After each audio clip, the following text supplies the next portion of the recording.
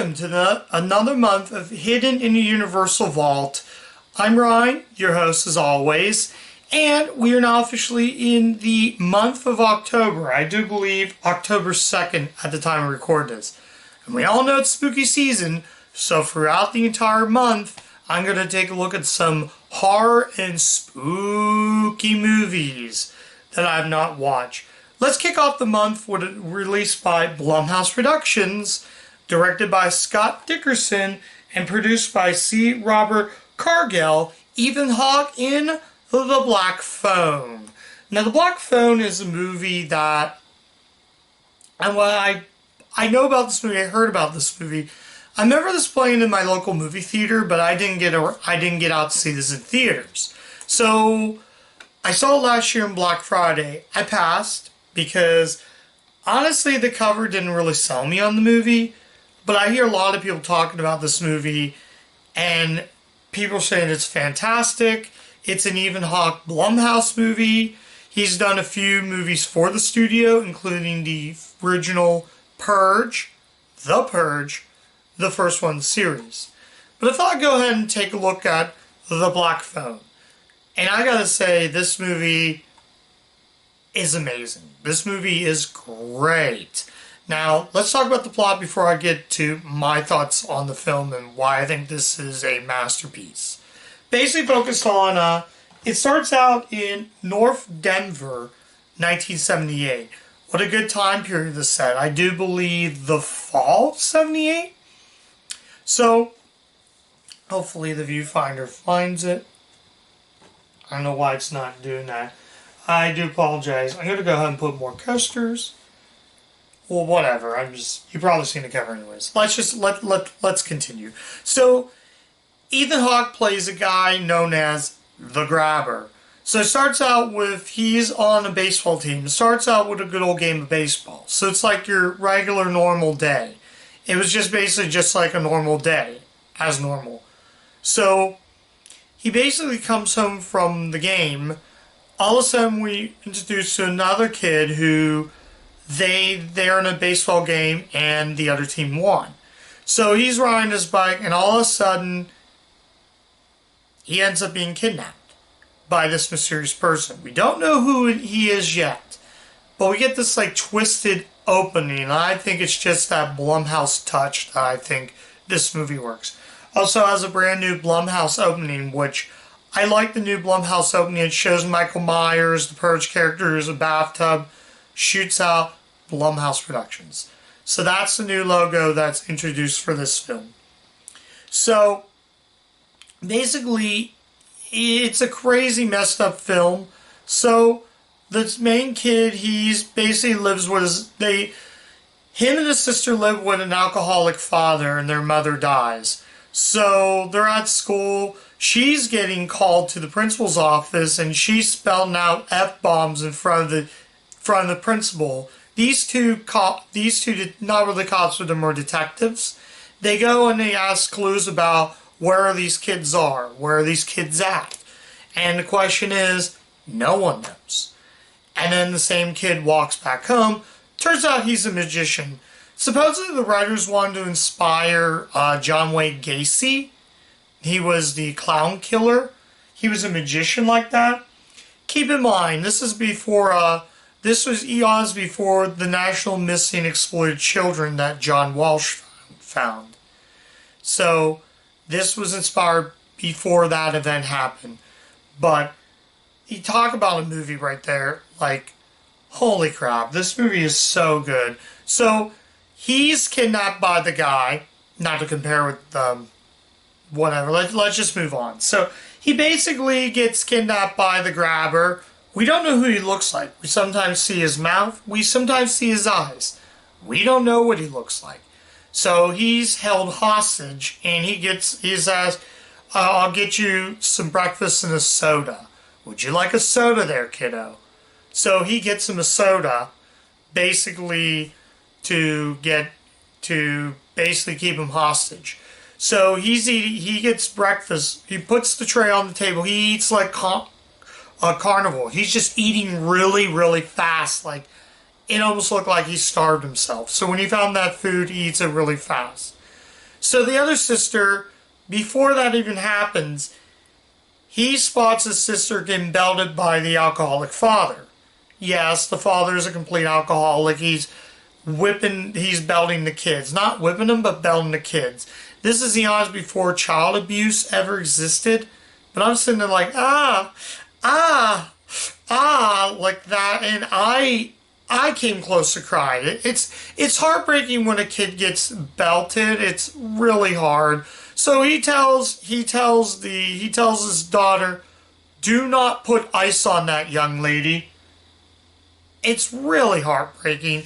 At times it made me cry, but in the very end of the film, I'm not going to give away much, but the sister has these sort of premonitions, so he gives clues to the detectives, and so the detectives go and try to find out what that is. We flash back to, I think, when the grabber was like in high school.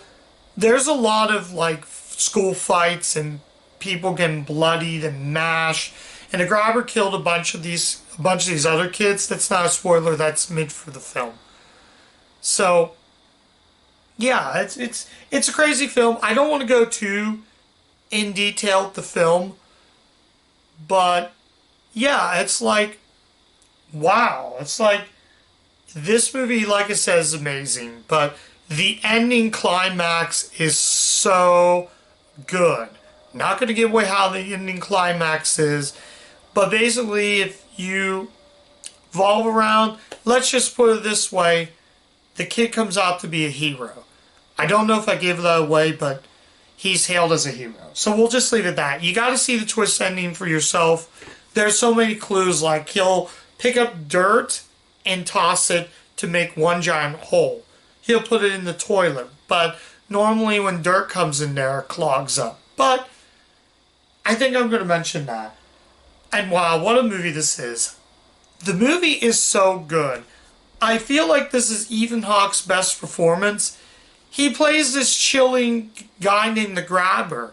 He's basically a child predator. Basically, the man's a predator. And it really shows you like, it's really, really heartbreaking, very scary. He'll get the newspaper out and say, what's your name, kid? And then he tells his real name, and then he gets mad and slams the door in front of him because he knew he caught one of them. So the ending is very, very heartbreaking. It made me get teary-eyed at times. This is a masterpiece. I don't really need to say. This may be Blumhouse's best. This is probably the best movie Blumhouse made. I still have a soft spot for election year, The Purge election year. I have a soft spot for the Purge movies, despite some of them being not very good. But Black Phone, wow. This may even be better than the Happy Death Day. I think I found my favorite Blumhouse movie. Jason Blum, though, was he part of the production? Yes, he was. When it's Blumhouse, you know Jason Blum is part of production. I mean, talk about a director from Scott Dickerson. Now, if you don't know who he is, Scott Dickerson made a lot of films. I'll just run you down what he made. His previous film for Blumhouse was Sinister, which also had Ethan Hawke, that was Ethan Hawke's first film for the studio. Sinister. Before Sinister, he made Exorcism Emily Rose, and I thought that was really good. He made the remake today, The Earth Stood Still. That movie was god-awful. Yeah, I hated the Day the Earth Stood Still remake. I saw that movie in theaters, and I didn't even know it was even directed by Scott Dickerson. I'm like, wow. I think Day the Earth Stood Still might have been bad because I don't remember that one. But regardless, he also directed Doctor Strange, which I've not watched Doctor Strange. I think I have that. But, wow, Scott Dickerson, I just gotta say, thank you, sir, for making what appears to be a great film. And it is a great film.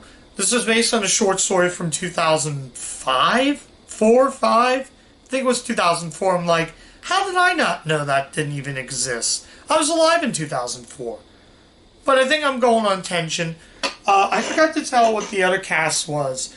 So, the main kid in this is played by Mason Themes. I'll run down the cast as Ethan Hawke. He's top billing right here, but he's not top billing on the back. We have Mason Theme, Madeline McGraw, Jeremy Davies, James Ramson, and Ethan Hawke, obviously. Though, during production of this, and oddly enough, Tom Savini actually helped out with some of the mask design. Actually, was done by Tom Savini. They actually interviewed him on the bonus features section. I'll go through some of the bonus features on here. I'm going to talk about. I'm not going to show the disc since it's just a red disc. I'm just going to tell you right now, it's just a red disc, so I don't need to open this up. But I'm going to mention the bonus features. We got deleted scenes, which are nothing special. Answering the Call, behind the scenes of the Black Phone, Ethan Hawke's Evil Turn, the feature commentary, and more. It also includes Shadow Prowler, the short film by Scott Dickerson, which honestly, that one wasn't very good. I'll talk a little bit about that short film, and basically it's sort of like the Black Phone, but a kid stops a robber. Basically, he's like invading. It was kind of boring, so that I can't recommend checking out short. But it's in the bonus features, so if you want to check it out, you can check it out. It's not that long. So I think I did mention everything about this. So I'm gonna say this right now. Final verdict: should you see The Black Mask? And that is an automatic yes. This movie is going on my best list. It is really good. Ethan Hawke gives his best performance. He is so sinister, but you kind of want to like him. But the ending is so rewarding, and you're just rooting for the kid from start to finish. Talk about an actor, Mason Themes. There's an actor right there who's going to make it big. I love to see him do more with the studio. I think if he gives him the right time, it's just really good. I forgot to show you this. Yeah. I'm not a fan of the cover art. I think it's just super generic. And that's probably why I passed on this during Black Friday. They could have gone with that, with the Black Phone right there. That would have worked. I think that would have sold. Here's some of the back art. Yeah. This is a 239 by 1 aspect ratio. So if you want to know what widescreen ratio is, Black Mask is in this. It says collector's edition, but there's not a whole lot of special features. So calling the collector's edition right up on top is kind of misleading. Most of these new films come with special features. But if you haven't seen The Black Phone, do yourself a favor. It is the spooky season. Go watch Black Mask. I loved everything about it. I think it's a great movie. I think it's awesome. I really, really honestly think this is probably the best movie, Ethan Hawke's best film. Just watch the film. Have a good time. I was going to watch The Lights Turn Off, but I forgot to turn it off. The new Blumhouse opening is just fantastic, and I highly recommend checking this out. This is an automatic keep. If I have room, this is going into my Universal shelf in a heartbeat. It's that good. And I can recommend this to anybody who wants to watch a film for the spooky season. But yeah, I got plenty more spooky films coming up for the spooky season.